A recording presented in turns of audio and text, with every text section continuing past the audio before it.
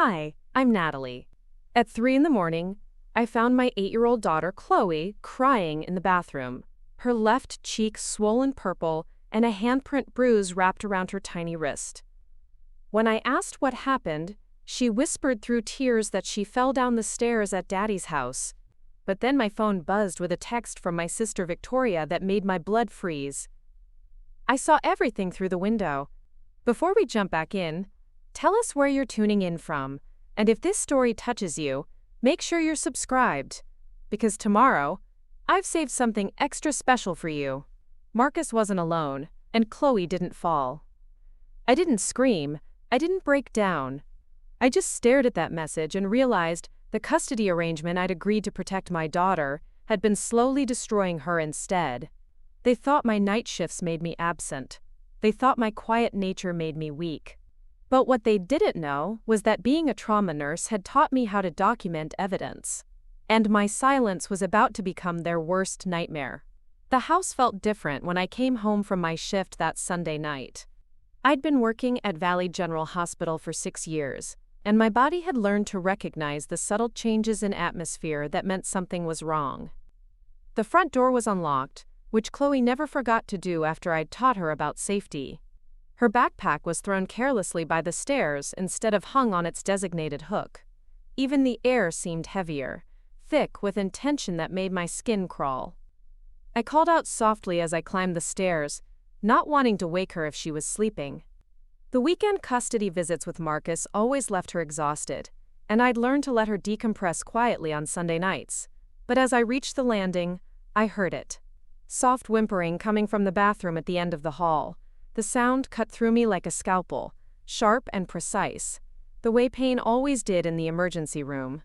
I found her sitting on the bathroom floor in her pajamas, the ones with the little unicorns that she'd picked out herself last month. She was holding a wet washcloth against her face, and when she looked up at me, I had to grip the doorframe to keep from collapsing. The left side of her face was swollen, a deep purple bruise blooming from her cheekbone to her jaw. But it was her wrist that made my stomach drop. 5 distinct finger marks wrapped around her tiny arm like a grotesque bracelet, already darkening to match the damage on her face. I knelt beside her, my nursing training kicking in automatically. Check for consciousness, assess for head trauma, document visible injuries. But underneath that clinical calm, something primal was awakening. Something that had been sleeping for too long while I tried to be the reasonable ex-wife, the accommodating co-parent, the woman who didn't make waves. Baby, what happened? I kept my voice gentle, even though my heart was hammering against my ribs. She wouldn't meet my eyes, just stared at the tile floor like she was memorizing the pattern.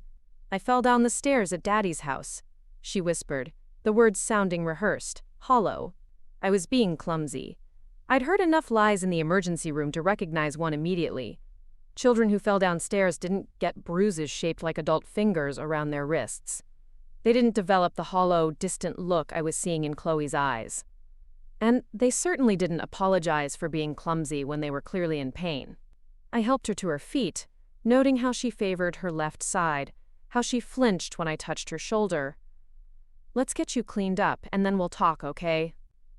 As I was running warm water over a fresh washcloth, my phone buzzed on the counter. A text from Victoria, my younger sister who lived 3 blocks away from Marcus's house in the upscale Riverside Heights neighborhood. Victoria, who had always been the wild one, the one who spoke first and thought later, the one who said what everyone else was thinking but didn't dare voice. The message was short, but it changed everything. I saw everything through the window. Marcus wasn't alone, and Chloe didn't fall. My hands stilled on the washcloth. I read the message again, then again, each word burning itself into my memory. Victoria had been walking her dog past Marcus's house. She'd seen something. She'd seen enough to text me at 3 in the morning. I looked at my daughter, really looked at her, and saw what I'd been missing. The way she'd been quieter after visits. The way she'd started flinching when I raised my voice, even in excitement. The way she'd asked me last month if Daddy loved her, because sometimes she felt like she made him angry just by breathing. I'd attributed it all to the stress of the divorce. to the normal adjustment period children went through during custody transitions. Marcus had always been controlling, demanding, quick to anger, but I'd never thought he would hurt Chloe. He'd fought so hard for joint custody, claimed he wanted to be an active father. I'd believed him because I wanted to believe that people could change, that becoming a parent would soften the sharp edges I'd learned to navigate during our marriage. But as I gently cleaned the bruise on my daughter's face, I realized I'd been protecting the wrong person all along. The divorce had been finalized 8 months ago, after 2 years of Marcus fighting every detail, every division of assets, every custody arrangement. He'd painted me as an absent mother, working too many night shifts, too focused on my career to properly care for our daughter. His lawyer had been expensive, polished, the kind of man who wore suits that cost more than my monthly mortgage payment. My legal aid attorney had done her best, but we'd been outgunned from the start. In the end, I'd agreed to the joint custody arrangement because I thought it was best for Chloe. Children needed their fathers, the family court counselor had said. Marcus had cleaned up his act during the proceedings, attending anger management classes, speaking softly in front of the mediator, presenting himself as a reformed man who just wanted to love his daughter. I'd wanted to believe it so badly that I'd ignored the voice in my head that whispered warnings. The same voice that had told me to leave him 3 years into our marriage when he'd put his fist through the kitchen wall during an argument about grocery money. The same voice that had warned me when he'd started showing up at my workplace unannounced, claiming he just wanted to surprise me with lunch but really checking to make sure I was where I said I would be. Now, sitting on the bathroom floor with my injured daughter, I realized that voice had been right all along. I helped Chloe back to her room and tucked her into bed, promising we'd talk more in the morning. She fell asleep quickly, the exhausted sleep of a child who had been carrying too much weight for too long. I sat in the chair beside her bed and watched her breathe, cataloging every visible injury, every mark that told a story I was only beginning to understand. When I was certain she was deeply asleep, I went downstairs and called Victoria. She answered on the first ring as if she'd been waiting. "Nat? Is Chloe okay? Tell me what you saw." Victoria's voice was shaky, uncertain in a way that was completely unlike her.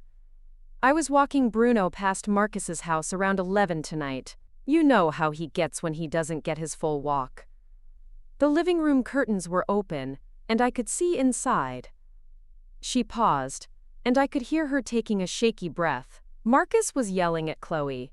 I mean really yelling, leaning over her like she was an adult who had done something terrible. And there was a woman there, someone I'd never seen before, blonde, maybe in her 30s. She was just standing there watching, not doing anything to stop it. My grip tightened on the phone. What happened next? Chloe said something. I couldn't hear what, but it must have made him angrier because he grabbed her arm and shook her, hard enough that her feet left the ground. The woman said something to him, and he let go, but then Victoria's voice broke. "Tell me." "He hit her, Nat. Not like a spanking, but a real hit across the face with his open hand. She fell down, and he just stood there looking at her like she was something disgusting on his shoe.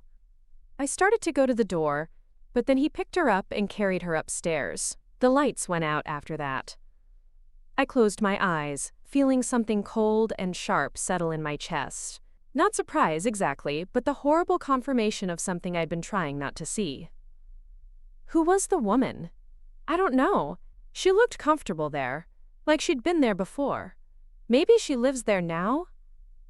Marcus had been seeing someone. That much made sense. What didn't make sense was how he'd hidden it so completely, and why this woman had stood by and watched him hurt my daughter without intervening. "Victoria, I need you to write down everything you remember. Every detail, no matter how small. Time, date, what everyone was wearing, exactly what you saw happen. Can you do that for me?" "Of course. But Nat, what are you going to do?"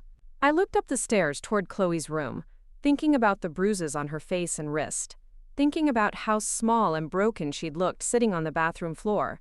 I'm going to make sure this never happens again. Preparing and narrating this story took us a lot of time, so if you are enjoying it, subscribe to our channel. It means a lot to us. Now back to the story. The next morning, I called in sick to work for the first time in 3 years. I'd used my few sick days sparingly, usually only when Chloe was ill and couldn't go to school. But this was different. This was the kind of emergency that required clear thinking and careful planning. I waited until Chloe woke up before suggesting we skip school and have a quiet day at home together. She seemed relieved, curling up next to me on the couch with her favorite blanket while we watched cartoons. During commercial breaks, I asked gentle questions about her weekend with Daddy. The story came out in pieces, fragments that painted a picture I wished I didn't have to see. Marcus had a new girlfriend named Stephanie, who had been living with him for the past month. Stephanie didn't like children much, thought they were messy and loud and demanding. She'd been pushing Marcus to reduce his custody time, claiming that Chloe was disrupting their relationship. Daddy gets angrier when she's there, Chloe told me, absently rubbing the bruise on her wrist, like everything I do is wrong. I tried to be really good this weekend, but I spilled juice on the couch and Stephanie got mad. That's when Daddy grabbed my arm. And when he hit you? Chloe's voice got very small. I asked if I could call you. I just wanted to hear your voice because I missed you. But Daddy said I was being manipulative, trying to make him look bad. He said I was just like you, always trying to cause problems. I had to excuse myself to the bathroom, where I gripped the sink and focused on breathing until the rage passed.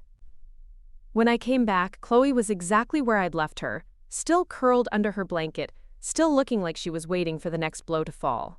That afternoon, while Chloe napped, I made a series of phone calls. The first was to Dr. Patricia Kane, Chloe's pediatrician, and a woman I'd worked with occasionally at the hospital. Patricia had seen too many children with suspicious injuries to be naive about what I was telling her. "Bring her in this afternoon," Patricia said without hesitation. "I'll document everything, take photographs, and file the necessary reports." "How are you holding up?" "I'm functional," I said, which was the truth. The nurse in me was in control now, methodical and precise. The mother in me was locked away where she couldn't interfere with what needed to be done. The second call was to James Rivera, a family law attorney whose name I'd gotten from a colleague at work. His office could see me that evening after Chloe's appointment with Dr. Kane. The third call was the hardest. I dialed Marcus's number, knowing I needed to act normal, to not alert him that anything had changed. He answered on the fourth ring, his voice artificially cheerful. "Natalie, how's our girl doing today? I hope she's not too tired from our fun weekend." The casualness of it, the way he could ask about Chloe's well-being while knowing exactly what he'd done to her, made my stomach turn. But I kept my voice steady and neutral. "She's fine. A little quiet. But she said she had fun with you and Stephanie." There was a pause. "She told you about Stephanie?" "Just that you have a girlfriend. It's nice that you're happy, Marcus." I could hear him relaxing through the phone. "Yeah, she's great. Really great with kids. Chloe's still adjusting, but they'll bond. You know how kids are with change."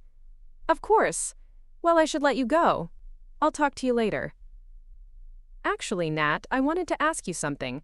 Stephanie and I are thinking about taking a trip next weekend. Maybe Chloe could stay with you instead of coming here. Give us some couple time." I almost laughed at the irony.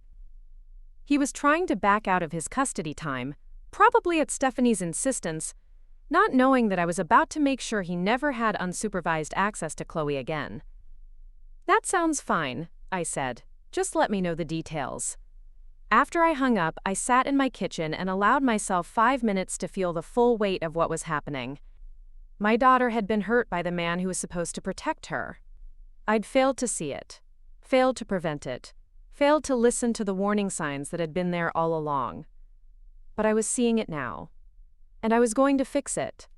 Dr. Kane's examination confirmed what I already knew, but documented it in the clinical language that would matter in court. Contusions consistent with manual strangulation around the left wrist. Facial bruising consistent with an open-handed strike to the left cheek. Possible indication of previous unreported injuries based on faint scarring around the upper arm area. Patricia was gentle with Chloe, explaining each step of the examination, letting her hold a stuffed animal while the photographs were taken. But when Chloe was getting dressed, Patricia pulled me aside. "There are old injuries, Natalie. Faint marks that suggest this isn't the first time. How long has she been having overnight visits with her father?" 8 months, I said, my voice barely above a whisper. Patricia nodded grimly. I'm filing a mandatory report with Child Protective Services. You should know that this will trigger an investigation, and they'll likely recommend supervised visits only until this is resolved. Good, I said, and meant it. James Rivera's office was everything Marcus's lawyer's office wasn't. Small, cluttered with case files, decorated with children's drawings from grateful clients. Rivera himself was in his 50s, with kind eyes and the slightly rumpled appearance of a man who cared more about justice than appearances. He listened without interrupting while I told him everything. Showed him the photographs from Dr. Kane's examination, read him Victoria's written statement about what she'd witnessed, explained the pattern of behavior I was finally allowing myself to see clearly. This is a strong case, he said when I finished. But you should know that Marcus will fight this. He'll claim the injuries were accidental, that your sister is lying, that you're making false accusations to gain an advantage in custody. Are you prepared for that? I thought about Chloe's small voice asking if Daddy loved her, about the way she'd flinched when I'd touched her shoulder, about 8 months of visits where she'd come home a little more broken each time. I'm prepared for whatever it takes to keep her safe. Rivera nodded. Then let's get started. I'll file for an emergency custody modification first thing tomorrow morning. In the meantime, do not let Chloe go back to his house under any circumstances. If he shows up demanding his visitation rights, refer him to me. That night, after Chloe was asleep, I sat at my kitchen table and made a list. Not a to-do list, but a record of every incident I'd dismissed, every red flag I'd explained away, every time my daughter had tried to tell me something was wrong and I'd been too willing to believe that everything was fine. The list was longer than I wanted to admit. Chloe asking why Daddy was always angry, coming home with torn clothing that Marcus claimed was from playing too rough, nightmares that started after the custody arrangement began. The way she'd stopped talking about her weekends with Marcus, giving only one-word answers when I asked about their time together. I'd been so focused on being fair, on not being the bitter ex-wife who turned their child against their father, that I'd failed to protect her from the man I should have known better than to trust. But that was ending now. Tomorrow, everything would change. Tomorrow, I would stop being the accommodating co-parent and start being the mother my daughter needed me to be. As I turned off the lights and headed upstairs, my phone buzzed with another text from Victoria. I'm here, if you need anything. And Nat? You're doing the right thing. I looked in on Chloe one more time before going to my own room. She was sleeping peacefully, her stuffed elephant tucked securely in her arms. The bruises on her face looked worse in the dim light from the hallway, but there was something different about her expression. For the first time in months, she looked truly relaxed. Tomorrow would bring lawyers and social workers and difficult questions. Tomorrow would bring Marcus's anger and denials and accusations. But tonight, my daughter was safe in her own bed, and that was enough to let me sleep. The courthouse steps felt slippery beneath my feet as I climbed them Tuesday morning, clutching the manila folder containing Dr. Kane's report and Victoria's witness statement. James Rivera met me at the security checkpoint, his expression serious but confident. The emergency custody hearing had been scheduled for 9 a.m., giving Marcus less than 12 hours to prepare a defense. He'll be here with his lawyer, Rivera warned me as we walked toward the courtroom. Thompson is good at what he does, and what he does is make devoted fathers out of abusive men. Don't let anything he says get under your skin. I nodded, though my palms were sweating inside my gloves. I'd faced down coding patients in the emergency room, held pressure on arterial bleeds while waiting for surgeons, talked grieving families through the worst moments of their lives. But this felt different. This was my daughter's safety hanging in the balance, and I couldn't control the outcome the way I could control a medical emergency. The family courtroom was smaller than I'd expected, more like a conference room than the dramatic legal theaters I'd seen on television. Judge Margaret Walsh presided from behind a modest wooden bench, her gray hair pulled back in a practical bun. She had the tired eyes of someone who'd seen too many broken families parade through her courtroom, but there was kindness there too, and careful attention to detail. Marcus arrived 5 minutes before the hearing was scheduled to begin, flanked by his lawyer Thompson and another man I didn't recognize. He looked exactly as he always did when he wanted to project respectability.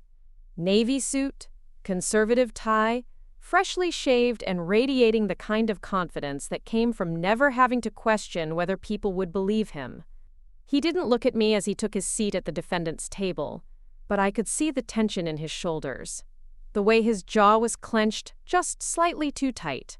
He was angry, which meant he was probably also afraid. Good. Your Honor, Rivera began when the judge called the case. We're here today because an 8-year-old child was physically assaulted by her father during a court-ordered visitation period.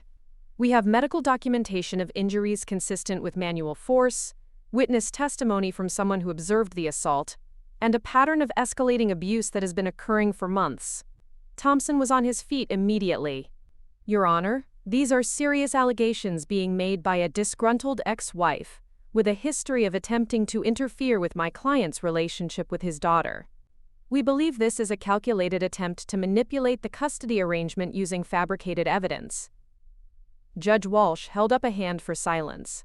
I'll hear the evidence before I listen to characterizations from either side.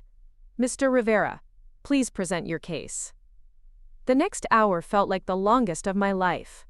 Rivera methodically laid out the timeline of events, submitting Dr. Kane's photographs and medical report into evidence, reading Victoria's witness statement aloud, establishing the pattern of behavioral changes in Chloe that I'd documented over the past 8 months. When he called me to testify, I walked to the witness stand on legs that felt disconnected from my body. But once I started speaking, the training took over. I recited the facts in the same clinical tone I used when giving report to incoming nurses. The nature and location of Chloe's injuries, the timeline of when they occurred, my professional assessment based on 6 years of trauma nursing experience. Mrs. Brooks, Thompson said when it was his turn to cross-examine me, you work night shifts at the hospital, is that correct? Yes. How many nights per week? 3 12-hour shifts, Thursday through Saturday. So you're away from home 36 hours per week, often during the hours when most children are sleeping and need their parents most? Rivera objected before I could answer. Relevance, Your Honor? I'll allow it, Judge Walsh said. But get to your point quickly, Mr. Thompson. Mrs. Brooks, isn't it true that during your marriage to Mr. Webb, he frequently expressed concern about your work schedule and its impact on family time? The question was a trap, designed to make me look like a neglectful mother who put career before family. But I'd been expecting it.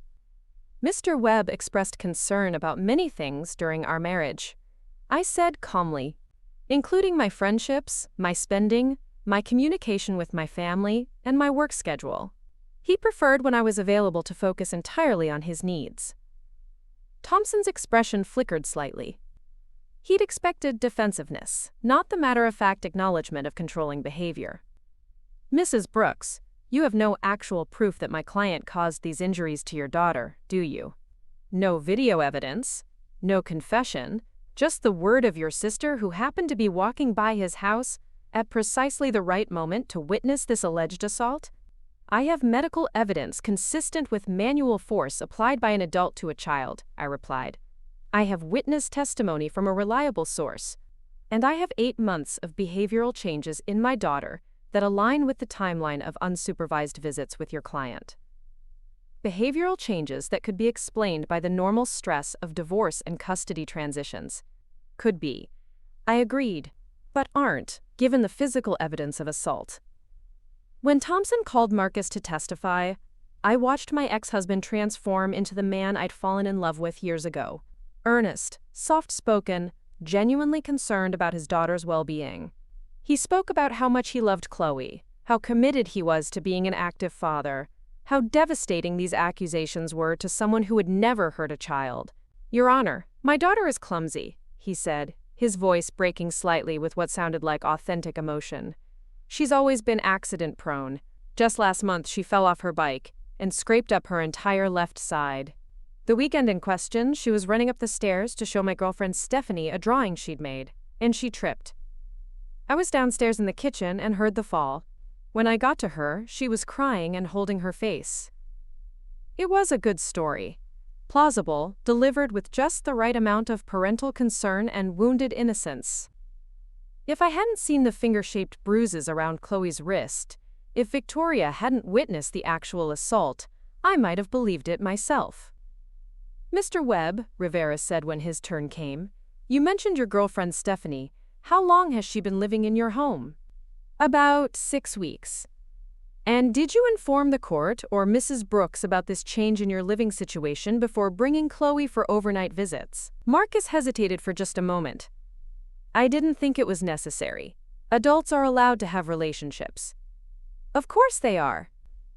But the custody agreement specifically states that any changes in household composition should be communicated to both the court and the co-parent, particularly when they involve overnight care of the minor child. Isn't that correct?" "I may have overlooked that detail." "You may have overlooked it. And this woman who has been living in your home for 6 weeks, caring for your daughter overnight, has she undergone any background checks? Any evaluation to determine her suitability to be around children?" Thompson objected, but the damage was done. Marcus had violated the custody agreement by not disclosing Stephanie's presence. And worse, he'd admitted to allowing an unvetted adult access to Chloe during vulnerable overnight periods. The judge called a recess after Marcus's testimony, and I found myself in the hallway outside the courtroom, leaning against the wall and trying to process everything I'd just heard. Marcus had lied smoothly and convincingly, but Rivera had poked holes in his story that I hoped the judge had noticed. "You did well in there," Rivera said, joining me by the water fountain. "He's not as unshakable as he thinks he is. What happens now?" "Judge Walsh will review the evidence and make a ruling. Given the medical documentation and the violation of the custody agreement, I'm optimistic that she'll at least order supervised visits while a full investigation takes place." When court reconvened, I held my breath as Judge Walsh shuffled through the papers in front of her. Finally, she looked up and addressed both legal teams. "I've reviewed the medical evidence submitted by the petitioner, and I find it credible and concerning. The photographs clearly show injuries consistent with manual force, and Dr. Kane's report indicates possible previous unreported trauma. Additionally, Mr. Webb's failure to disclose a change in household composition represents a material violation of the existing custody order." My heart started beating faster. However, I'm also mindful that these are serious allegations that could have long-term consequences for the father-child relationship. Therefore, I'm ordering the following. All visitation between Mr. Webb and the minor child will be supervised by a court-appointed monitor until a full Child Protective Services investigation is completed. Mr. Webb will undergo a psychological evaluation and complete a parenting assessment. Any future changes to household composition must be reported to the court immediately. It wasn't everything I'd hoped for, but it was enough. Chloe would be safe. Marcus's face had gone pale during the judge's ruling, and as we gathered our papers and prepared to leave, I saw him whispering urgently to Thompson. They were already planning their next move, probably working on a strategy to discredit Victoria's testimony or challenge Dr. Kane's findings.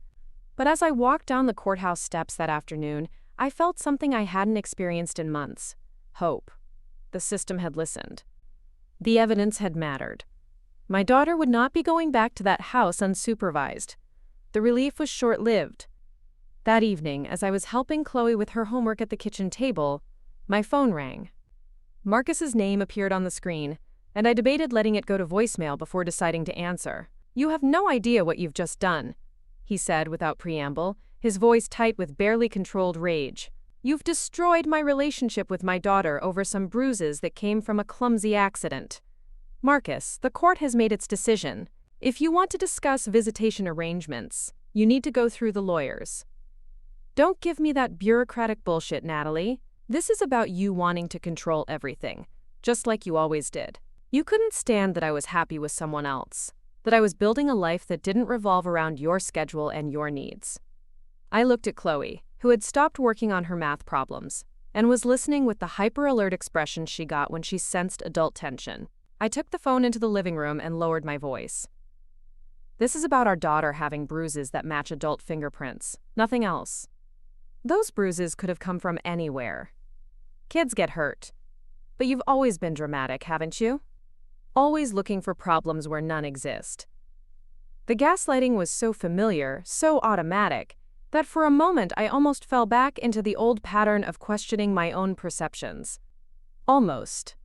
But then I remembered Chloe sitting on the bathroom floor at 3 in the morning, holding a washcloth to her swollen face. "The court disagreed with your assessment," I said calmly. "And so do I.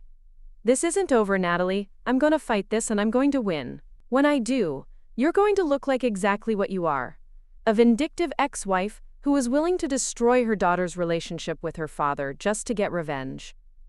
The line went dead. I stared at the phone for a moment, then deleted the call from my recent history. Chloe didn't need to accidentally see her father's name associated with an angry conversation. When I returned to the kitchen, Chloe was still working on her homework, but her pencil was pressed so hard against the paper that she'd torn through to the page beneath. "Everything okay, baby?" She nodded without looking up. "Is Daddy mad at you?" "Daddy's upset about some grown-up things, but that's not for you to worry about. Are you okay?" "I'm glad I don't have to go back there this weekend," she said quietly. "Stephanie doesn't like me very much." "What makes you say that?" Chloe chewed on her eraser for a moment, considering. "She says I'm too loud when I talk, and too messy when I eat, and that I ask too many questions. Daddy says I need to try harder to make her like me, but I don't know how." Another piece of the puzzle clicked into place. Stephanie wasn't just a passive witness to Marcus's abuse. She was an active participant, creating an environment where Chloe felt unwelcome and burdensome. A child who felt like a problem was easier to blame when adult frustrations boiled over into violence. "You don't need to make anyone like you by changing who you are," I told her. "You're perfect exactly as you are." That night, after Chloe was asleep, I called Victoria to update her on the court hearing. She listened without interrupting, then let out a long breath when I finished. "So he can still see her, just with supervision?" "For now. CPS will do their investigation, and there will probably be more hearings. But she's safe, which is what matters most." "Nat, there's something else I need to tell you. I've been keeping an eye on Marcus's house since Sunday night, just walking Bruno past there more often than usual. There have been cars coming and going at weird hours. Expensive cars. And yesterday I saw a man in a suit taking pictures of the outside of the house. What kind of pictures? Like he was documenting something, maybe for insurance, or maybe for legal purposes. But it seemed odd, especially with everything else going on. I filed that information away with everything else I was learning about Marcus's life since our divorce. The expensive lawyer, the upscale house, the lifestyle that seemed beyond what his job as a sales manager should support. I'd never paid much attention to his finances during the marriage, because he'd controlled all the accounts, doling out household money like an allowance while keeping the bigger picture to himself. But now I was wondering if there were other secrets he'd been keeping, other reasons why he might be desperate to maintain the appearance of being a stable, responsible father. The next morning, I received a call from David Martinez, the CPS investigator assigned to our case. He wanted to interview Chloe at my home, where she would feel most comfortable, and he also needed to speak with me about the family history and my observations of Chloe's behavior over the past several months. Martinez was a soft-spoken man in his 40s, with the patient demeanor of someone who specialized in talking to traumatized children. He arrived that afternoon with a female colleague, explaining that having 2 investigators present helped ensure accurate documentation and provided additional perspective during interviews. I sat in the living room while they talked to Chloe in her bedroom, straining to hear the low murmur of conversation without being able to make out specific words. After about an hour, they emerged, and Martinez asked if we could speak privately while his colleague played a game with Chloe. "Your daughter is very articulate for her age," he began, settling into the chair across from my kitchen table. "She was able to provide specific details about the incident on Sunday night, and her account is consistent with the medical evidence and your sister's witness statement. What did she tell you?" "She described being grabbed by the arm when she spilled juice on the couch and being hit across the face when she asked to call you. She also mentioned that this wasn't the first time her father had hurt her, though the previous incidents were less severe. grabbing, shaking, once being locked in her room for several hours as punishment for talking back. I gripped my coffee mug tighter. She never told me about any of that. Children often don't disclose abuse, especially when it involves a parent they love and don't want to get in trouble.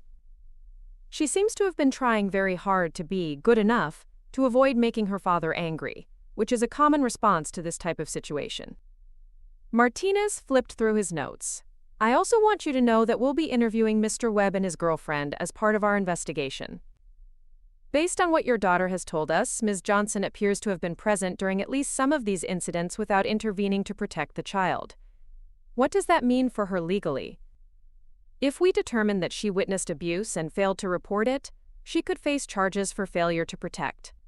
But our primary focus right now is on ensuring your daughter's safety and determining whether supervised visitation is sufficient or if we need to recommend no contact pending further evaluation. After Martinez and his colleague left, I sat with Chloe on the couch and asked how she was feeling about talking to the investigators. They were nice, she said. They didn't make me feel like I was in trouble for telling the truth. You're never in trouble for telling the truth, baby. Never. Even if it makes Daddy sad?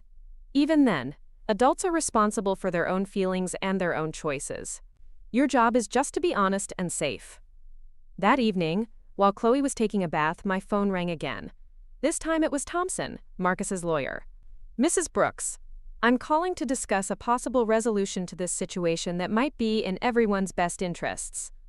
I'm listening. My client is willing to consider a voluntary reduction in his visitation schedule in exchange for your agreement to withdraw the abuse allegations and avoid further legal proceedings. I almost laughed. He's willing to give up time with the daughter he supposedly loves so much? As long as I pretend he never hurt her? My client maintains his innocence, but he recognizes that prolonged litigation is expensive and emotionally damaging for everyone involved, especially the child.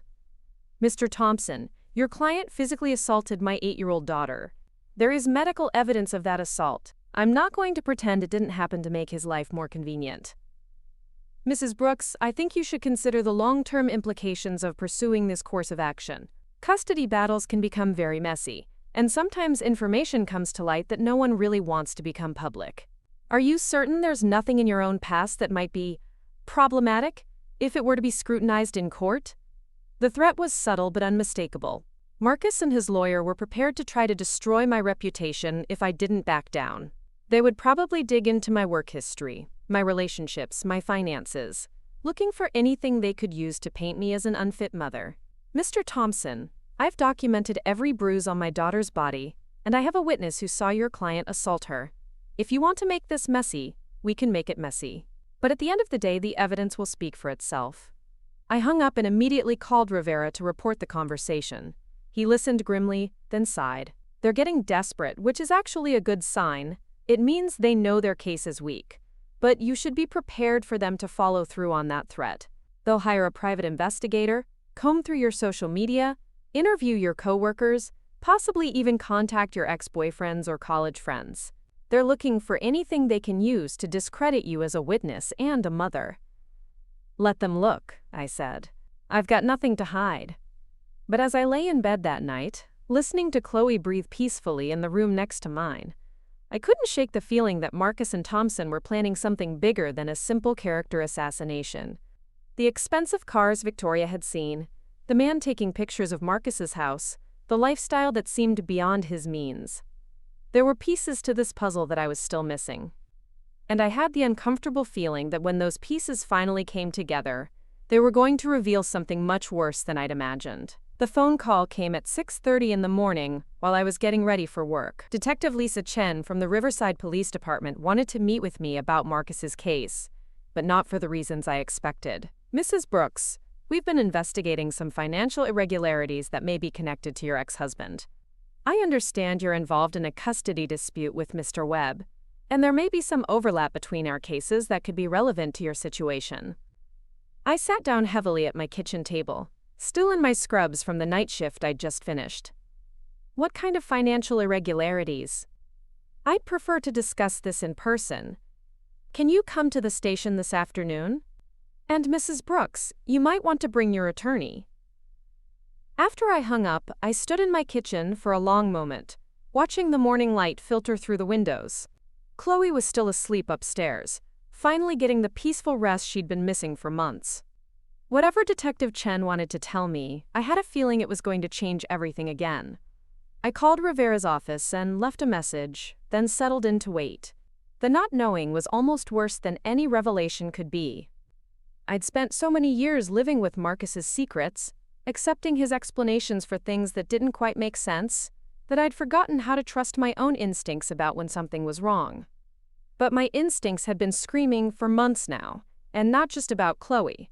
The expensive house in Riverside Heights that Marcus couldn't possibly afford on his salary. The high-end lawyer who'd appeared seemingly out of nowhere to fight the custody case. The way Marcus had always been vague about his work, claiming client confidentiality when I asked about his frequent business trips. Victoria called around noon, her voice tight with excitement and worry. "Nat, you need to see something. I'm coming over." She arrived 20 minutes later with her laptop tucked under her arm and an expression that I recognized from childhood. It was the look she got when she discovered something important that the adults hadn't wanted her to know. "I've been doing some research," she said, settling onto my couch and opening the laptop. "After seeing those expensive cars at Marcus's house, I started wondering how he was paying for everything, so I did some digging." The screen showed a public records search result, with Marcus's name at the top. Below it were property records, business filings, and court documents that painted a picture I'd never seen before. "Look at this," Victoria said, pointing to a business registration dated 6 months before our divorce was finalized. MW Consulting LLC, with Marcus listed as the sole proprietor. But here's the interesting part. She clicked to another tab, showing bank records that she'd somehow managed to access. This consulting company has been receiving payments from 3 different construction firms, all based in Portland. Large payments, like $50,000 to $70,000 at a time. I leaned closer to the screen. What kind of consulting work pays that much? That's what I wondered. So I called one of the companies, pretending to be a potential client, looking for the same services Marcus provided. They had no idea what I was talking about. Said they'd never heard of MW Consulting. A cold feeling was settling in my stomach. "What are you saying?" "I'm saying Marcus is receiving large payments from companies that claim they've never hired him. And it gets worse." Victoria clicked to another tab, showing a news article from the Portland Business Journal dated 3 weeks ago. The headline read, "Local construction firms under investigation for bid rigging scheme." 2 of the companies paying Marcus are part of a federal investigation into construction fraud. They're accused of coordinating bids on public projects, inflating costs, and splitting the profits through shell companies and fake consulting arrangements. I read the article twice, my mind racing. Marcus had always traveled to Portland for work, claiming he was meeting with clients or attending industry conferences. But if he was involved in some kind of fraud scheme, that explained the expensive lifestyle, the high-powered lawyer, and his desperate need to maintain the appearance of being a respectable family man. "Victoria, how did you find all this?" She looked slightly embarrassed.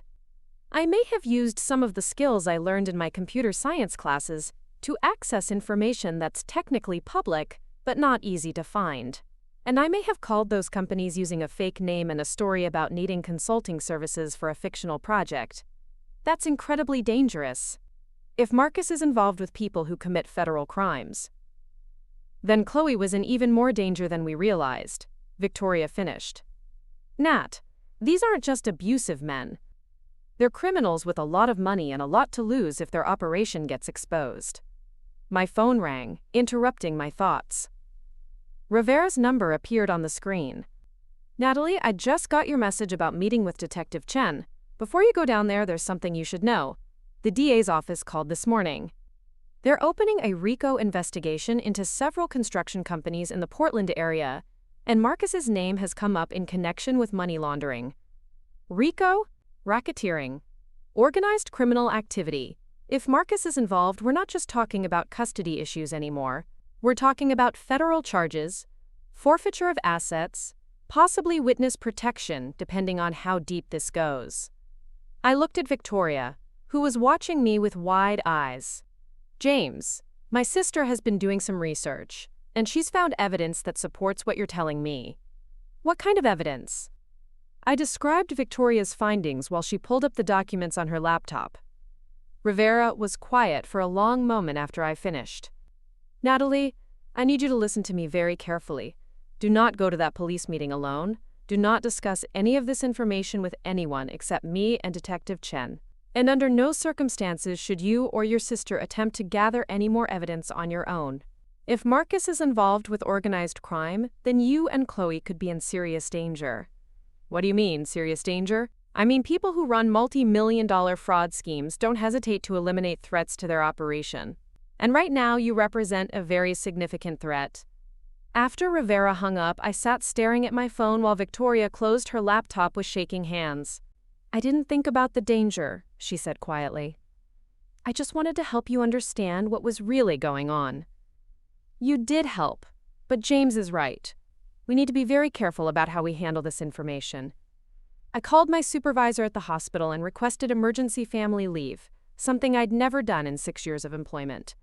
Then I called Chloe's school and arranged for her to stay with my neighbor, Mrs. Chen, after classes instead of taking the bus home. I wasn't taking any chances with her safety while the situation was still developing. The police station felt different when I arrived with Rivera that afternoon. Instead of the bureaucratic efficiency I'd expected, there was an undercurrent of tension that reminded me of the trauma bay during a mass casualty event. People moved with purpose, but there was an urgency to everything that suggested something big was happening. Detective Chen met us in a small conference room with windows that overlooked the parking lot. She was younger than I'd expected, maybe early 30s, with the kind of focused intensity that came from working cases that mattered. Mrs. Brooks, thank you for coming in. Before we begin, I want you to understand that everything we discuss in this room is confidential, and your cooperation could be crucial to a federal investigation that's been ongoing for 18 months. Rivera leaned forward. What exactly are you asking my client to do? Right now, just listen. We've been investigating a construction fraud ring that's operated in Oregon and Northern California for the past 5 years. The scheme involves bidding manipulation, inflated contracts, and money laundering through fake consulting companies. Your ex-husband has been receiving payments from this organization totaling approximately $800,000 over the past 2 years. $800,000. I felt the number hit me like a physical blow. During our marriage, Marcus had claimed we couldn't afford a house payment larger than $1,200 a month. He'd insisted I work extra shifts to help cover Chloe's daycare costs. He'd made me feel guilty for buying groceries that weren't on sale. The problem is, Detective Chen continued, we haven't been able to prove that Marcus knew the payments he was receiving were connected to illegal activity. He's been very careful to maintain plausible deniability, claiming he provides legitimate marketing consulting services. But you don't believe that? We know it's not true, but proving it in court requires evidence that Marcus knowingly participated in the fraud. That's where you come in. Rivera's expression sharpened. I hope you're not asking my client to participate in some kind of undercover operation. She has a young daughter to protect. Nothing that would put her or her daughter at risk, Chen assured him. But Marcus has been contacting Mrs. Brooks frequently since the custody hearing, and those conversations might provide evidence of his knowledge about the illegal nature of his income. I thought about the angry phone calls, the threats from Thompson, the obvious desperation behind Marcus's attempts to maintain his visitation rights. You want me to record our conversations? Only if you're comfortable doing so, and only with proper legal protections in place. Oregon is a one-party consent state, which means you can legally record conversations you're a participant in without the other party's knowledge. And what would you hope to learn from these recordings? Marcus is under pressure right now from multiple directions. The custody case, the federal investigation that he doesn't know about yet, and probably pressure from his criminal associates to keep quiet and maintain his cover. People under that kind of stress tend to say things they wouldn't normally say. Rivera was taking notes on a legal pad. What kind of immunity or protection are you prepared to offer in exchange for this cooperation? Full immunity from any prosecution related to the fraud scheme, assuming Mrs. Brooks had no knowledge of or participation in the criminal activity. And we can arrange for enhanced security measures for her and her daughter if the situation requires it. I looked out the window at the parking lot, watching normal people go about their normal lives while my world continued to reshape itself in ways I couldn't have imagined a week ago. Detective Chen, if I do this, if I help you gather evidence against Marcus, what happens to him? If we can prove his involvement, he's looking at federal racketeering charges. Probably 15 to 20 years in federal prison, and forfeiture of all assets purchased with proceeds from the criminal activity. Including the house where he was supposed to have supervised visits with Chloe? All assets purchased with criminal proceeds are subject to forfeiture. His house, his cars, his bank accounts, everything. The irony was almost overwhelming. Marcus had been so desperate to control my assets, to gain access to property and money he felt entitled to, while hiding the fact that he'd been stealing hundreds of thousands of dollars from taxpayers through fraudulent construction contracts. Mrs. Brooks, Rivera said gently, you don't have to decide today. This is a significant step, and it carries risks even with police protection. What kind of risks? Detective Chen was frank. If Marcus or his associates discover that you're cooperating with law enforcement, they might view you as a threat to their operation. We'd do everything possible to protect you and Chloe, but there would be some level of risk involved.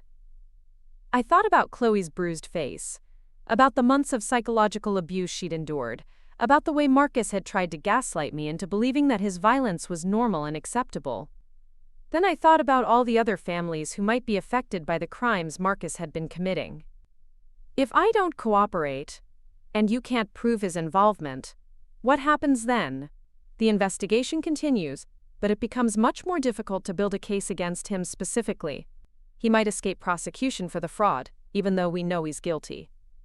And he'd still be fighting for custody of Chloe. Yes. The family court proceedings would continue separately from any criminal charges. That decided it for me. Marcus had been willing to hurt my daughter to protect his secrets and maintain his cover. I wasn't going to let him get away with that, and I wasn't going to let him continue endangering other people through his criminal activities. I'll do it, I said.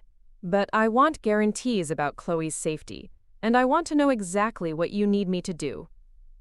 Detective Chen nodded approvingly. We'll start with a simple recording device that you can carry during any interactions with Marcus. If he calls you, you activate the device and let the conversation proceed naturally. Don't try to steer him toward incriminating statements, just let him talk. What if he wants to meet in person? We'd prefer to avoid that if possible, but if it happens, we can wire you with a more sophisticated recording system and have backup nearby. The important thing is that you never put yourself in a situation where you feel unsafe. Rivera was still writing notes. I want all of this in writing, including the immunity agreement and the specific security measures you're prepared to provide. Of course, we can have the paperwork ready by tomorrow morning. As we prepared to leave the station, Detective Chen handed me a business card with her direct phone number written on the back. Mrs. Brooks, I want you to know that what you're doing takes courage. A lot of people in your situation would choose to stay quiet and hope the problem went away. But your cooperation could help us shut down an operation that's stolen millions of dollars from public construction projects. Driving home, I felt a strange mixture of fear and determination. For years, Marcus had controlled the narrative of our relationship, making me doubt my own perceptions and accept his version of reality.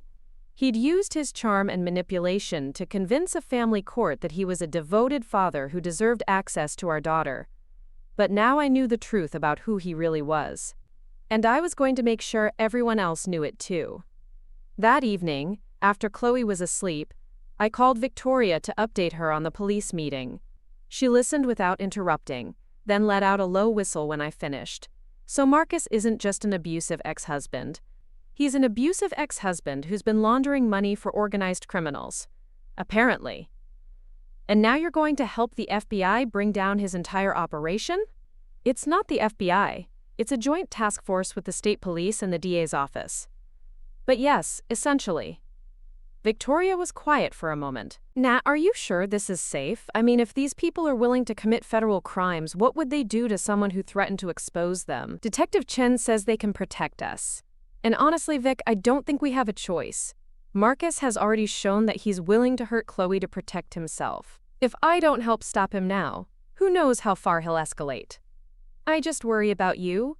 You've already been through so much. I've been through so much because I spent years pretending that Marcus's behavior was normal. I'm done pretending. I'm done being the accommodating ex-wife who doesn't make waves. It's time to make some waves. That night, I lay in bed staring at the ceiling and thinking about all the signs I'd missed during our marriage. The business trips that lasted longer than they should have. The expensive gifts that appeared without explanation. The way Marcus always paid for everything in cash, claiming he didn't trust credit cards. I'd been so focused on managing his moods and keeping the peace that I'd never questioned where the money was really coming from. I'd been the perfect unknowing partner for a criminal who needed to appear stable and respectable. But those days were over. Tomorrow, I would start recording every conversation with the man who'd tried to destroy my daughter's sense of safety and security. And I would help make sure he faced consequences not just for the abuse but for all the crimes he'd been committing while pretending to be a loving father and upstanding citizen. Marcus called the next evening, just as Detective Chen had predicted he would. I was ready for him, the small recording device activated and tucked into my shirt pocket. "Natalie, we need to talk," he said without preamble. His voice was tight with stress, lacking the false charm he usually employed when he wanted something. "About what, Marcus?" "About this whole situation with Chloe. I think we got off on the wrong foot in court, and maybe we can work something out that's better for everyone." "I'm listening." "Look, I know you think I hurt her, but I swear to you it was an accident. She fell, just like I said. But maybe the supervised visits aren't such a bad idea for now. Give everyone a chance to cool down. Let Chloe adjust to having Stephanie around." It was a complete reversal from his previous position, and I knew it had nothing to do with concern for Chloe's well-being. Something had spooked him, probably pressure from his criminal associates who didn't want him attracting law enforcement attention. "That's very reasonable of you," I said carefully. "Yeah, well, I've been thinking about what's really important here.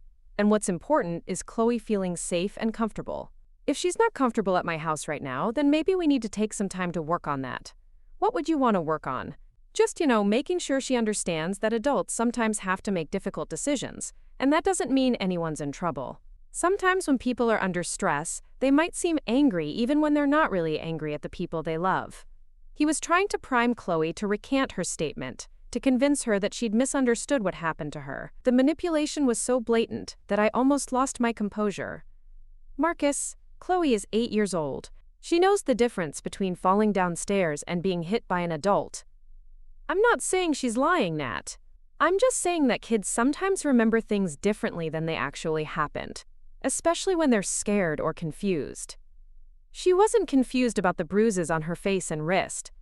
There was a long pause. When Marcus spoke again, his voice had changed, becoming harder and more threatening.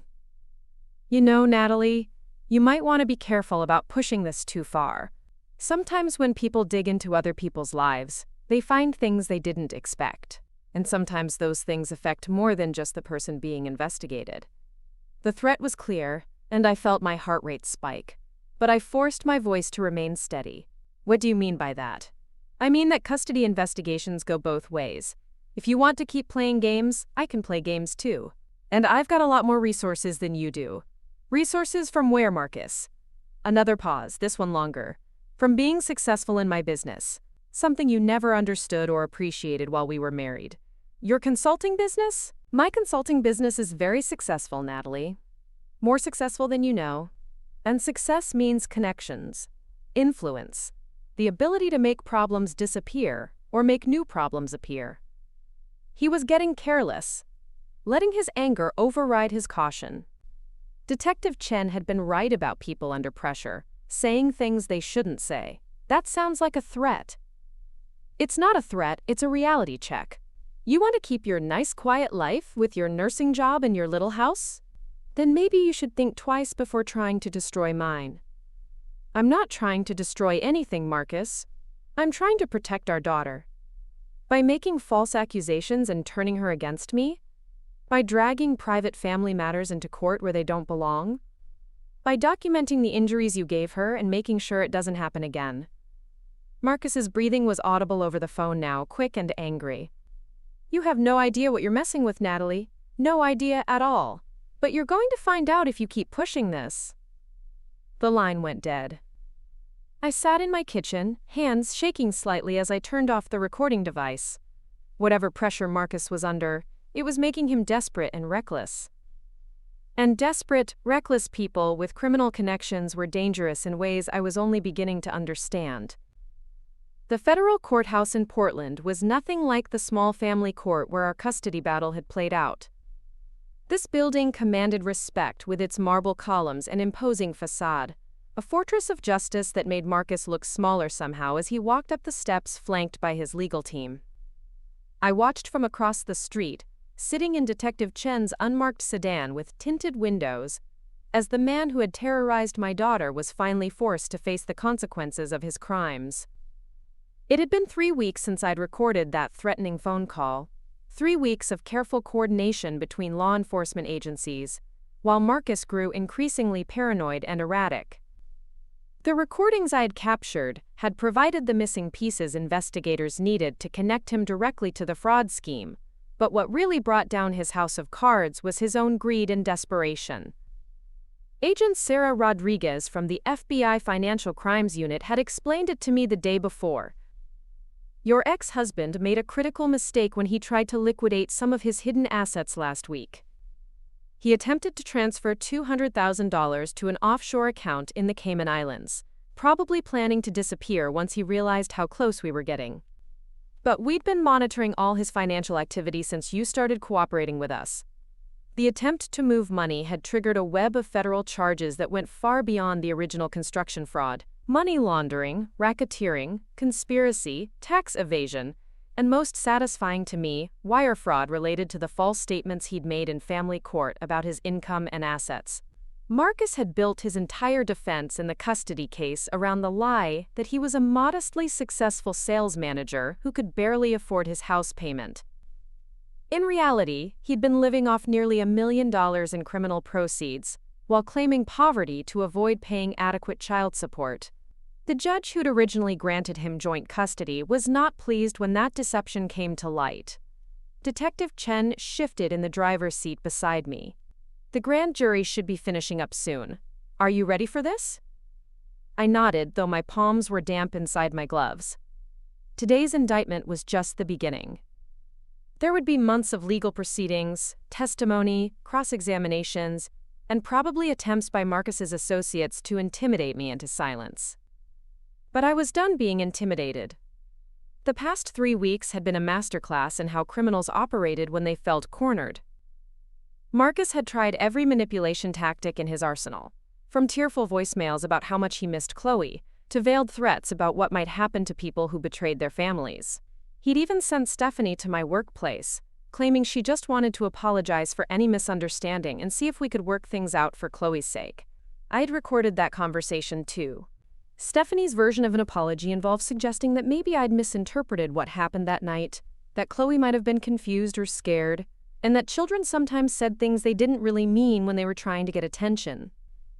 She'd also mentioned, almost casually, that she and Marcus had been talking about relocating for his work, possibly to a state that didn't have reciprocal custody enforcement with Oregon.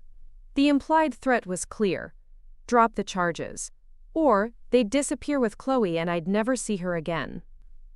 What Stephanie didn't know was that federal agents were already monitoring Marcus's communications and had intercepted his inquiries about obtaining fake identification documents for himself and Chloe. My phone buzzed with a text from Rivera. Grand jury returned indictments on all counts. Marcus in custody, no bail. We won. Through the sedan's windshield, I watched as Marcus emerged from the courthouse in handcuffs, his expensive suit wrinkled and his face pale with shock. The confident, controlling man who had dominated my life for so many years looked defeated and small, surrounded by federal marshals. For the first time since our divorce, I felt genuinely sorry for him, though the feeling lasted only until I remembered Chloe's terrified face that night in the bathroom. Stephanie was nowhere to be seen. According to Agent Rodriguez, she'd been arrested at the house that morning when agents executed their search warrant.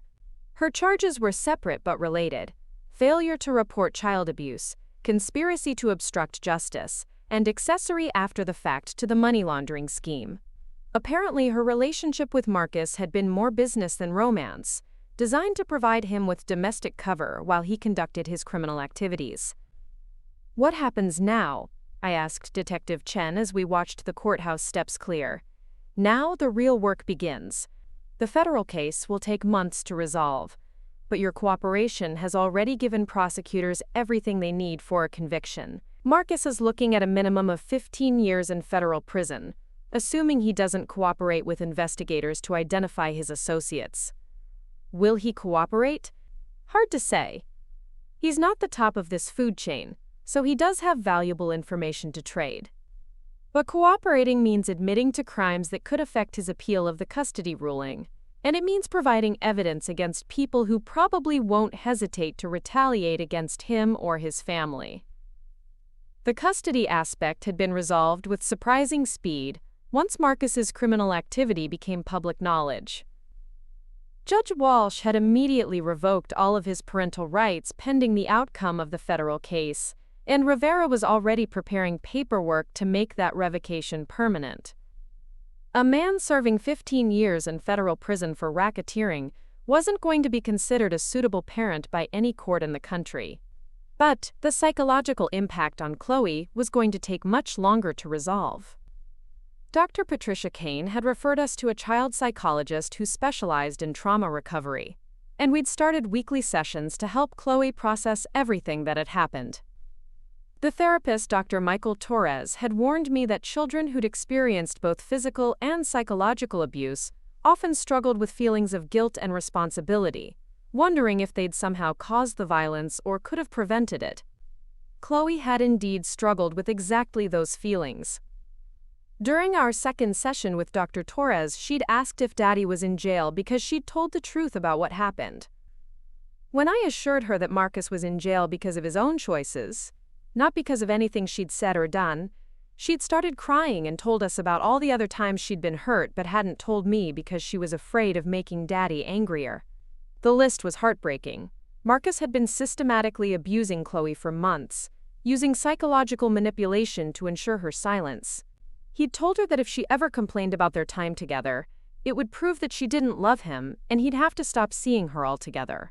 He'd convinced her that I was working so much because I didn't want to spend time with her, and that his house was the only place where she was truly wanted. Most devastatingly, he'd told her that if she ever got him in trouble by telling stories about their private time together, something bad might happen to me. The threat had been vague but effective. Chloe had endured months of abuse because she believed staying silent was the only way to keep me safe.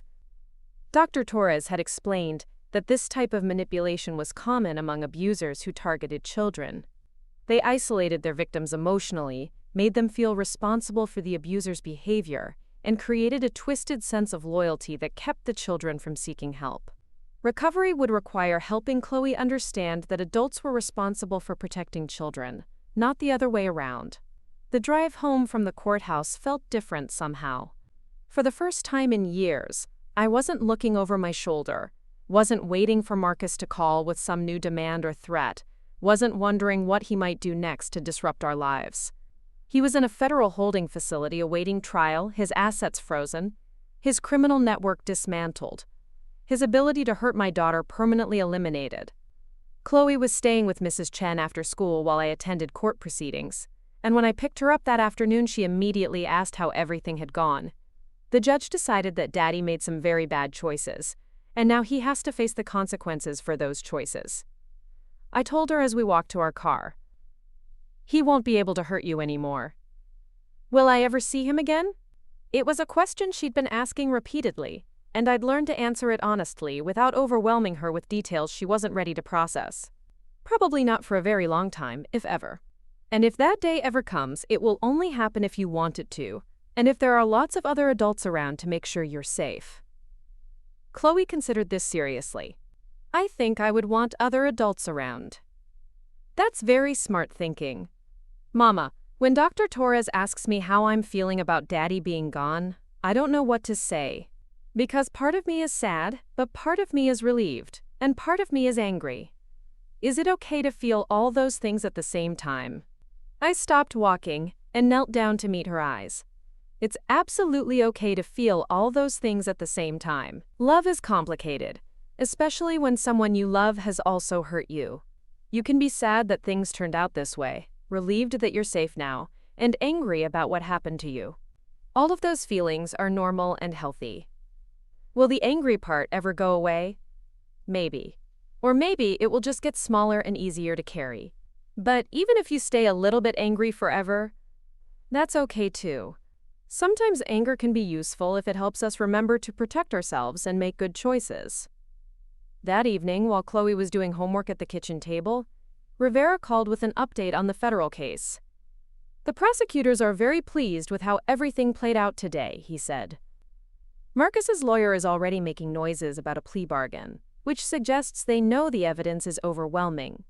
The good news for you is that if he pleads guilty, you probably won't have to testify at trial." "Would I have to testify if it goes to trial?" "Possibly, though mainly about the recordings you made and your observations of his behavior during that time period. The abuse charges against Chloe are being handled separately in state court, and there's a good chance those will also be resolved through plea agreements now that he's facing federal time." "What about his associates? The other people involved in the fraud scheme?" "That's ongoing. Marcus might have information that could help prosecutors build cases against higher-level targets. But that's not your concern anymore. Your part in this investigation is essentially finished." After Rivera hung up, I sat in my living room and tried to process the fact that it was really over. For months, my life had been dominated by legal proceedings, police interviews, safety concerns, and the constant stress of protecting Chloe, while building a case against Marcus. Now, suddenly, there was space to think about other things. Victoria came over that evening with takeout from our favorite Thai restaurant and a bottle of wine to celebrate what she called the end of the Marcus era. We sat on my couch while Chloe watched a movie in her room, finally able to talk freely about everything that had happened without worrying about who might be listening or what Marcus might do with any information he acquired. "I still can't believe he was involved with organized crime," Victoria said, refilling our wine glasses. "I mean, I knew he was controlling and manipulative, but actual racketeering? Money laundering? It's like finding out you were married to a character from a crime drama. The worst part is how good he was at hiding it. He had me convinced we were barely scraping by financially while he was sitting on hundreds of thousands of dollars in criminal proceeds. Do you think you would have left him sooner if you'd known about the money?" I considered the question seriously. "I don't know, the money wasn't really the issue. It was the way he used control and intimidation to make me doubt my own judgment. If I'd known he was a criminal, I might have been too scared to leave, worried about what he might do to retaliate. But you weren't too scared in the end. When it mattered most, when Chloe was in danger, you did everything necessary to protect her. I should have seen it sooner. There were signs, and I ignored them because I wanted to believe that people could change, that becoming a father might have made him better." Victoria shook her head firmly. "Stop that. You're not responsible for his choices or his ability to deceive people. You're responsible for what you did when you finally had proof of what he was doing, and what you did was exactly right." The next few weeks settled into a new rhythm. Chloe returned to school full-time and began sleeping through the night again. Her appetite improved, and she started laughing more. The genuine laughter of a child who wasn't constantly monitoring adult moods for signs of danger. We established new routines that had nothing to do with custody schedules or court dates. Simple pleasures like Saturday morning pancakes and evening walks around the neighborhood. Dr. Torres continued to work with Chloe on processing her experiences. But the sessions became less frequent as she demonstrated healthy coping strategies and regained her sense of security. The nightmares stopped, and she began talking about the future again, making plans for summer camp and expressing interest in learning to play piano. I returned to my regular nursing schedule at the hospital, grateful for the familiar rhythm of 12-hour shifts and medical emergencies that had clear solutions. My colleagues were supportive without being intrusive, understanding that I'd been through something significant without needing to know all the details. The only ongoing reminder of the ordeal was the occasional call from prosecutors updating me on the progress of Marcus's case. His lawyer had indeed negotiated a plea agreement, 15 years in federal prison in exchange for providing information about the broader fraud network. The state charges related to child abuse had been consolidated into the federal sentencing, with the understanding that he would register as a child abuser upon his eventual release. Stephanie had received a lighter sentence, 3 years in federal prison, partly because she'd cooperated more fully with investigators, and partly because her role had been more peripheral to the main fraud scheme. Her cooperation had helped authorities understand how the criminal network used romantic relationships and domestic situations to create cover for their activities. One evening in late spring, about 2 months after Marcus's sentencing, Chloe and I were working in the small garden behind our house when she suddenly looked up from the tomato seedlings she was planting. "Mama, do you think there are other kids like me? Kids whose daddies hurt them but they can't tell anyone?" The question caught me off guard with its directness and maturity. "I think there probably are, unfortunately." "What happens to those kids?" "Well, some of them have mamas or other family members who figure out what's happening and help them, like what happened with us. Some of them tell teachers or doctors or other trusted adults who can help, and some of them have to wait longer before they get help, which is very sad." Chloe was quiet for a moment, carefully pressing soil around a tiny plant. "When I'm older, I want to help kids like that, kids who are scared to tell the truth about what's happening to them." "That's a beautiful idea. How do you think you might help them?" "Maybe I could be a police officer, or a judge, or one of those people who talks to kids about their feelings. I could tell them that it's okay to tell the truth, and that there are adults who will believe them and keep them safe." I reached over and squeezed her hand gently. "I think you would be wonderful at any of those jobs. Will you help me learn how to do that?" "Absolutely." As summer approached, life began to feel genuinely normal for the first time in years. Chloe signed up for swim lessons and art camp. I started dating someone I'd met at the hospital, a kind respiratory therapist named David, who understood about demanding schedules and complicated family situations. Victoria began graduate school in criminal justice, inspired by her research into Marcus's case to pursue a career fighting financial crimes. The house felt different too, lighter somehow, without the undercurrent of tension that had been present for so long. Chloe's laughter echoed through the rooms again, and I realized I'd forgotten how much joy a child's happiness could bring to a home. One Saturday morning, while Chloe was at swim practice, I received an unexpected phone call from Detective Chen. "Mrs. Brooks, I wanted to let you know that the investigation you helped us with has led to some significant developments. Based on the information Marcus provided, we've been able to indict 12 additional defendants in what turned out to be a multi-state racketeering operation. The total amount of money they stole from public construction projects is estimated at over $20 million. $20 million? Your cooperation was instrumental in bringing down the entire network. I thought you should know that your courage has helped protect taxpayers across the Pacific Northwest and ensured that dozens of other victims will see justice." After Chen hung up, I sat in my car outside the community center pool and thought about the ripple effects of the choice I'd made that night when I found Chloe injured and afraid.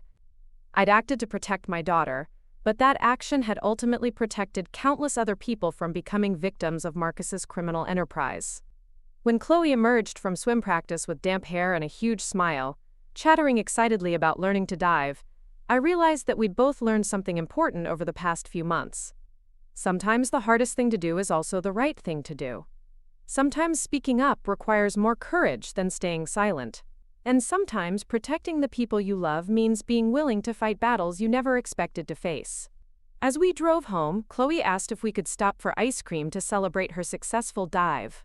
I agreed, and we spent the afternoon sitting on a park bench, eating strawberry cones and talking about her plans for the summer. For the first time in longer than I could remember, the future felt bright and full of possibilities. The trauma would always be part of our story, but it was no longer the defining chapter.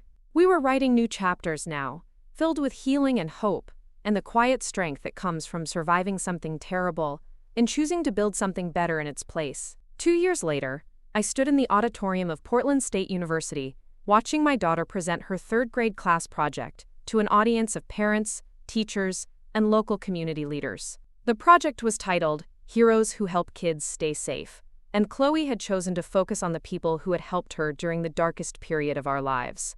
She stood confidently at the podium, her voice clear and strong, as she described the role of pediatric nurses, family court advocates, child psychologists, and police detectives who specialized in protecting children. There was no tremor in her voice when she mentioned that some children live in dangerous situations, No hesitation when she explained that speaking up about abuse was always the right choice, even when it felt scary. My mama taught me that silence isn't always golden, Chloe said, looking directly at me in the audience. Sometimes silence helps bad people keep hurting others. But when you find your voice and use it to tell the truth, that's when real heroes step in to help. The audience applauded enthusiastically, but I barely heard the sound. I was too focused on the remarkable young woman my daughter had become, and too overwhelmed by gratitude for the journey that had brought us to this moment.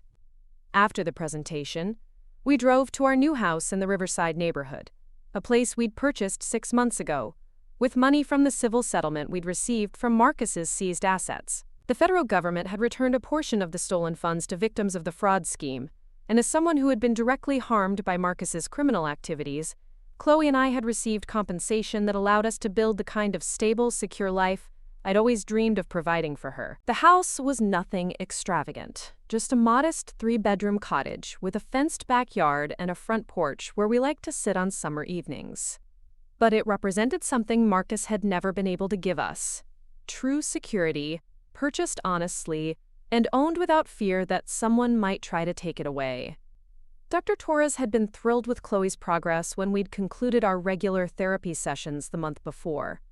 She'd developed healthy coping mechanisms for dealing with stress and anxiety, learned to recognize and express her emotions appropriately, and most importantly, regained her fundamental sense of trust in the adults who were responsible for protecting her. She's shown remarkable resilience, Dr. Torres had told me during our final session. The trauma will always be part of her history, but it doesn't define her future. She's learned that she has agency in her own life, that her voice matters, and that there are people she can count on to believe and support her. The key had been consistency and patience. For months after Marcus's arrest, Chloe had tested boundaries constantly, seeming to expect that the safety we'd built would eventually disappear and leave her vulnerable again. She'd had setbacks and difficult days, moments when the old fears resurfaced and left her clinging to me with desperate intensity. But gradually, as weeks turned to months and our new routines became established patterns, she'd begun to trust that this stability was permanent. The nightmares faded, her appetite returned to normal, and she started making plans that extended more than a few days into the future. School had been a particular source of healing. Chloe's teacher, Mrs. Rodriguez, had been briefed on the general situation and had worked closely with the school counselor to ensure that Chloe felt supported in the classroom environment. When she'd struggled with concentration during the first few weeks back in school, they'd implemented accommodations that allowed her to take breaks when she felt overwhelmed and check in with the counselor whenever she needed extra support. More importantly, being around other children her age had reminded Chloe of what normal childhood experiences looked like. She'd reconnected with friends she'd grown distant from during the worst period of the abuse, when Marcus had been discouraging her relationships outside his control. She'd joined the school choir and discovered a love of singing that brought her genuine joy. Victoria had become a constant presence in our lives, stepping into the role of devoted aunt with enthusiasm and wisdom. She'd finished her graduate program in criminal justice and landed a position with the State Attorney General's office working on financial crimes cases. Her experience researching Marcus's criminal network had opened doors professionally, but more importantly, it had given her a sense of purpose and direction that she'd been searching for since college. "I never thought I'd be grateful to Marcus for anything," she'd told me recently, "but going through that investigation showed me what I wanted to do with my life. Every case I work on now, I think about families like yours who deserve justice and protection." My own career had evolved as well. The hospital administration had been so impressed with how I'd handled the crisis with Marcus that they'd offered me a position in their new family advocacy program, working with medical staff to identify and respond to signs of domestic abuse and child endangerment. The job allowed me to use my nursing background while also helping other families navigate the complex systems designed to protect vulnerable children. The work was emotionally demanding, but deeply satisfying. I'd helped coordinate care for dozens of children who'd been removed from dangerous situations, worked with social workers and law enforcement to ensure that medical evidence was properly documented, and provided support to parents who were trying to protect their children from abusive ex-partners. One case in particular had reminded me why this work mattered so much.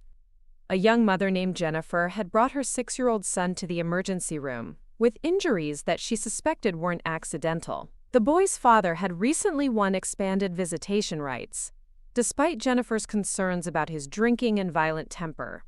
I'd been able to guide Jennifer through the process of documenting her son's injuries, connecting her with legal resources, and ensuring that her concerns were taken seriously by the appropriate authorities. The investigation had revealed a pattern of escalating abuse, and the father's visitation rights had been suspended pending criminal charges. "You saved my son's life," Jennifer had told me after the case was resolved. "But more than that, you helped me find my voice when I was too scared to speak up." Those words had echoed in my mind for days afterward, reminding me of how far Chloe and I had both come from that night when I'd found her crying in the bathroom. We'd learned that finding your voice was just the first step. Using it effectively required preparation, support, and the courage to keep speaking even when people tried to silence you. David and I had been dating for over a year now, and his relationship with Chloe had developed naturally and carefully. He'd understood from the beginning that my daughter's comfort and security had to come first, and he'd never tried to rush or force a parental role that she wasn't ready for. Instead, he'd simply been present and consistent, showing up for school events when invited, helping with homework when asked, and proving through his actions that he was someone who could be trusted to keep his promises. Chloe had recently started referring to him as "my friend David" when talking to classmates, a designation that felt more meaningful than any formal title could have been. "He's not trying to be my dad," she'd explained to Dr. Torres during one of our sessions. "He's just trying to be a good friend to both of us." I like that better. The relationship had taught me something important about healing from trauma. It wasn't about replacing what had been broken or pretending that the damage had never occurred. It was about building something new and healthy, on the foundation of hard-won wisdom and self-respect. On a warm Saturday morning in late September, Chloe and I were working in our garden when she suddenly stopped weeding and looked up at me with the serious expression she got when she was processing something important. "Mama, do you ever think about what would have happened if Aunt Victoria hadn't been walking Bruno that night?" It was a question that had occurred to me many times over the past 2 years, and one that still gave me chills to consider. "I think about it sometimes," I admitted. "But I also think that the truth has a way of coming out eventually. Maybe it would have taken longer, but I believe we would have found our way to safety somehow." But what if we hadn't? What if nobody had ever seen what Daddy was doing, and I had just kept getting hurt? I set down my gardening tools and turned to face her fully. "Chloe, even if Aunt Victoria hadn't been there that night, you could have told me what was happening. I would have believed you and protected you, just like I did once I knew the truth. But I was too scared to tell you. I thought if I got Daddy in trouble, something bad might happen to you." That's exactly what he wanted you to think. Bad people who hurt children always try to make the children feel responsible for protecting the adults. But that's never true. Adults are supposed to protect children, not the other way around. Chloe considered this carefully, absently pulling dead flowers from the marigold plants beside her. "I'm glad Aunt Victoria was there, though. I'm glad we didn't have to find out if I would have been brave enough to tell you." "You were already brave, sweetheart. You survived months of being hurt and scared, and you never stopped being kind and loving despite everything that was happening to you. That takes tremendous courage." Dr. Torres says that surviving something bad doesn't make you broken, it makes you strong in ways that other people might not understand. Dr. Torres is very wise. I want to help other kids understand that too. Kids who think they're broken because of what happened to them. Chloe's desire to help other children had only grown stronger over the past year. She'd started volunteering with me at the hospital's Family Resource Center, helping to organize toy drives and reading to younger patients. She'd also joined a peer support group for children who'd experienced trauma, where she'd become known for her ability to make other kids feel comfortable sharing their experiences. Her teacher had mentioned that Chloe often gravitated toward classmates who seemed lonely or struggling, offering friendship and support without making a big production of it. She'd apparently become particularly close to a new student whose parents were going through a difficult divorce, spending lunch periods listening to her friends' worries and offering the kind of practical comfort that only came from personal experience. "She has a gift for making people feel heard and valued," Mrs. Rodriguez had told me during our last parent conference. I've never seen a child her age demonstrate such genuine empathy and emotional intelligence. That evening, as we were cleaning up after dinner, my phone rang with a call from Agent Rodriguez. It had been several months since we'd last spoken, and I was surprised to hear from her. "Mrs. Brooks, I wanted to update you on a development in the federal case. Marcus Webb has requested a meeting with prosecutors. He claims to have information about additional criminal activities that weren't part of the original indictment. What kind of additional activities? We're not sure yet. But based on preliminary discussions with his attorney, it appears he may have been involved in other schemes beyond the construction fraud. Possibly identity theft, insurance fraud, or tax evasion conspiracies." I felt a familiar tightness in my chest, the old anxiety that came with any mention of Marcus and his capacity for deception. Does this affect his sentence or his conviction? Not the charges he's already been convicted of. But if he provides substantial assistance in prosecuting other cases, he could potentially receive a reduction in his sentence. I wanted you to know because his attorney has indicated that Marcus would like to write a letter to you and Chloe as part of his cooperation agreement. A letter saying what? Presumably some form of apology or acknowledgement of responsibility. But you're under no obligation to receive or read any communication from him. The decision is entirely yours. After Rodriguez hung up, I sat in my kitchen and tried to process the idea of Marcus reaching out to us after 2 years of silence. Part of me was curious about what he might say, whether he'd finally developed any genuine understanding of the harm he'd caused. But a larger part of me recognized that any communication from him would be primarily self-serving, designed to benefit his legal situation rather than provide meaningful closure for his victims. When I discussed the situation with Dr. Torres during a follow-up appointment, he'd been clear about his recommendation. At this point in Chloe's recovery, any contact from her father would likely be destabilizing and counterproductive, he'd said. She's built a healthy life that doesn't include him, and there's no therapeutic benefit to revisiting that relationship, especially through a letter that's motivated by his legal needs rather than her emotional well-being. I'd declined to receive the letter, informing Agent Rodriguez that we weren't interested in any form of communication from Marcus. The decision had felt empowering, a clear demonstration that we no longer had to participate in his attempts to manipulate our emotions or control our responses. As autumn progressed into winter, our lives continued to settle into comfortable rhythms. Chloe joined the school's drama club and discovered a talent for acting that surprised us both. David and I began talking seriously about moving in together, though we agreed to wait until Chloe felt ready for that transition. Victoria announced her engagement to a fellow prosecutor she'd met during a multi-agency training conference, and we began planning a small wedding celebration for the following summer. I'd been asked to serve as her maid of honor, a role that felt particularly meaningful given how much our relationship had deepened through the crisis with Marcus. On a quiet Sunday evening in December, almost exactly 2 years after that terrible night when I'd found Chloe injured and afraid, we were sitting together on the couch reading when she suddenly closed her book and looked at me with complete seriousness. "Mama, I've been thinking about something important." "What's that, sweetheart?" "I want to change my last name. I don't want to be Chloe Webb anymore. I want to be Chloe Brooks, like you." The request wasn't entirely unexpected. Dr. Torres had mentioned that children often wanted to distance themselves from abusive parents by rejecting shared identifiers like names or physical resemblances.